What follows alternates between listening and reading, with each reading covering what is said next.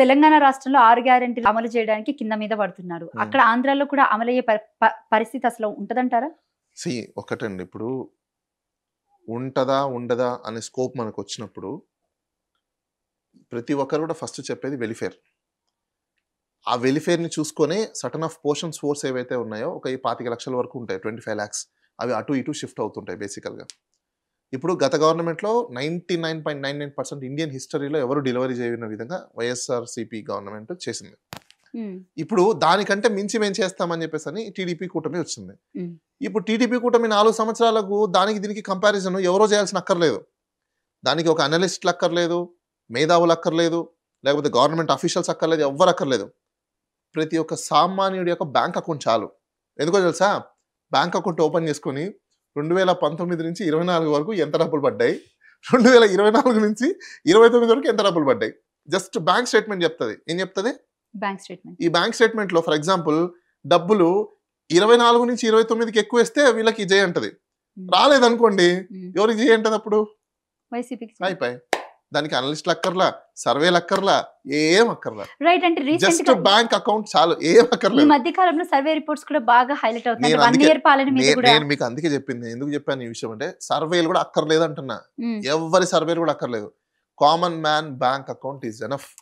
అంటే 19 నియోజకవర్గాల చిన్న ఎగ్జాంపుల్ చెప్తాను చూడండి. ఎందుకు common man bank account enough అని మీకు ఒక్క మాటలో కొట్టేస్తున్నానంటే, సర్వేలు గివ్వడానికి పక్కన పెట్టండి. వాళ్ళ ఒపీనియన్ నిజం అవ్వచ్చు, అబద్ధం అవ్వచ్చు. ఎందుకంటే నేను కూడా సర్వేలు చేస్తాను కాబట్టి కొంతమంది అబద్ధాలు చెప్తారు, కొంతమంది నిజాలు చెప్తారు. అన్ని కన్సిడరేషన్ తీసుకోవడానికి లేదు. అంటే 1 ఇయర్ పాలన మీద చేశారా మీరు ఇంతకి సర్వే? లేదండి, నా కాంట్రాక్ట్ వచ్చింది కానీ నా దగ్గరికి, but terms and conditions set అవ్వలేదు, కాబట్టి నేను చేయలేదు. చూడాలి, నాకు ఇంకా నెక్స్ట్ ఏమైనా వస్తే అప్పుడు చేస్తాం. కానీ సర్వేలు కూడా అక్కర్లేదని నేను ఎందుకు అంటున్నానంటే, బ్యాంక్ అకౌంట్ చాలా అంటున్నా నేను. ఎందుకంటే బ్యాంక్ అకౌంట్లో 19 to 24 బ్యాలెన్స్ ఎంత, ₹1,00,000 అనుకోండి సపోజ్. 24 to 29 బ్యాలెన్స్ 1,00,000 అబో ఉంటే జనాలు వీళ్ళని విశ్వసిస్తారు. 1,00,000కు బిలో ఉంటే అయిపోయి అంతే, ఏం లేదు ఇక్కడ. దానికి ఇంటర్నేషనల్ నుంచి ఏమైనా పట్టుకురాల్సిన అక్కర్లా, లేకపోతే మాలాంటి వాళ్ళు సర్వేలు రోజుల తరబడి చేయాల్సిన అక్కర్లా. Just bank account is enough. But ఒకటి నేను చెప్తున్నా, ఇప్పుడు జనాల యొక్క చేతుల్లో ఉంది ఎవ్రీథింగ్, డేటా. ఎవరు మ్యానిపులేట్ చేయలేరు. గత ప్రభుత్వంలో ఎంత వచ్చాయి, ఈ ప్రభుత్వంలో ఎంత వచ్చాయి, జస్ట్ స్కేలింగ్ అంతే. మీరు వాళ్ళకంటే ఎక్కువ ఇస్తే తప్ప విశ్వసించే అవకాశాలు ఉండవు. మీరు ఎన్ని నేను ఒకటే చెప్తున్నాను, నాకు మీడియా ఉంది, సోషల్ మీడియా ఉంది, నేను ఇవన్నీ ఎక్కడైనా మొత్తం అన్ని బ్యాన్ చేసి పాకెట్ ఏదైనా ఖాళీగా ఉంటే పాకెట్లో పెట్టుకోవచ్చు. ఎందుకంటే జనాలు బ్యాంక్ అకౌంట్ అయితే ఎవడు మార్చలేదు కదా. మీ సోషల్ మీడియాలో మ్యానిపులేట్ చేయగలుగుతారు, but bank account you cannot change. Bank statement you cannot arise. దాన్ని ఎలా చేంజ్ చేస్తారు అంటే దాన్ని కూడా చూపిస్తారు. నీ బ్యాంక్ అకౌంట్ తప్పు చూపించిందని అంటారా? తెలంగాణ విషయానికి వస్తే రీసెంట్ గా ఇదే బనకచర్ల ఇష్యూ మీద రీసెంట్ గా మన సీఎం రేవంత్ రెడ్డి గారు ఒక మాట అన్నది, వేర్ ఇస్ బనకచర్ల అని చెప్పేసి, ఎక్కడుంది అని చెప్పేసి అన్నారు.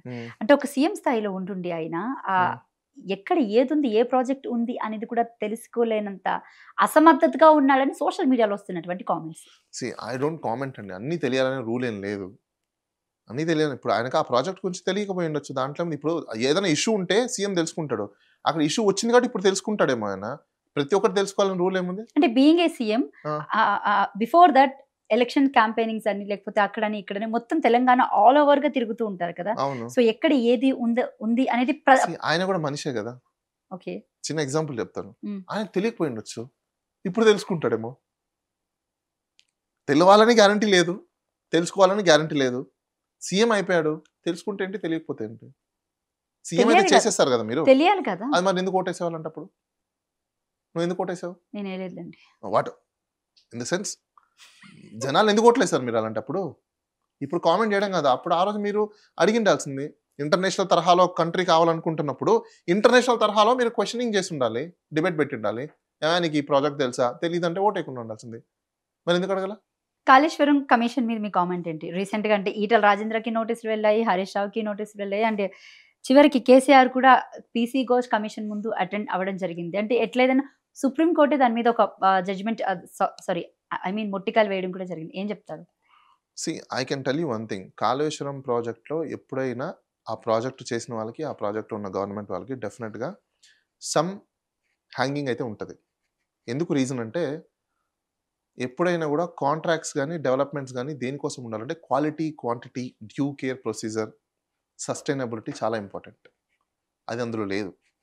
So any point of time అది హ్యాంగింగ్ అని అనుకోవచ్చు. అంటే క్వాలిటీ క్వాంటిటీ అని అంటున్నారు కాబట్టి ఎక్కడ కుంగలేని పిల్లరు ఆ ఒక్క ప్లేస్ లో కుంగింది కదా, అది ఒక్క బేసిక్ చోట్ల జరిగిందా, 2 చోట్ల జరిగిందా, ఇర్రెస్పెక్టివ్ మ్యాటర్.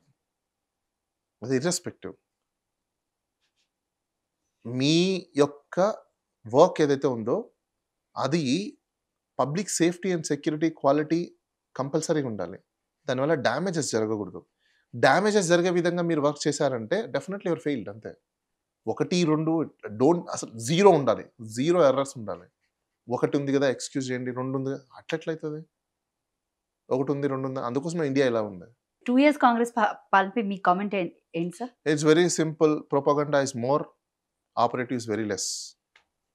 అంటే ప్రొపగండా ఎవరు చేస్తున్నారు, ఆ పార్టీయా లేకపోతే ప్రతిపక్ష నేను పార్టీ? అనేది ఇప్పుడు Congress party propaganda is more, operative is very less. Okay, చేసింది తక్కువ చెప్పుకునేది ఎక్కువ. అంతే. అంటే ప్రజల పక్షాన్ని మీరేమైనా ఇప్పటి వరకు ఇక్కడైనా సర్వే చేయడం జరిగిందా? లాస్ట్ టైం నేను ఎలక్షన్స్ టైంకి బిఫోర్ చేస్తున్నప్పుడు ప్రజల మూడ్ ఎలా ఉందని చెప్పాను. బట్ ఈసారి కూడా మేము చేయలేదు.